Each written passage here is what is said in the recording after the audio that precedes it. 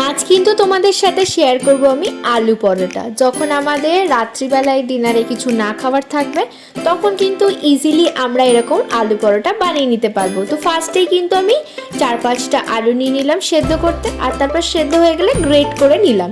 আর তারপর কিন্তু এখানে মশলা মিক্সড করব, তাই দিয়ে দিলাম কিন্তু জিরে গুঁড়ো, ধনিয়া গুঁড়ো, চাট মশলা, আর দিয়ে দিলাম কিন্তু লঙ্কা, হলুদ আর লবণ, আর লাস্টে দিয়ে দেবো কিন্তু ধনেপাতা কুচি, আর ওপর থেকে একটু তেল ছড়িয়ে নিয়ে ব্যাস এটাকে মিক্সড করে নেব।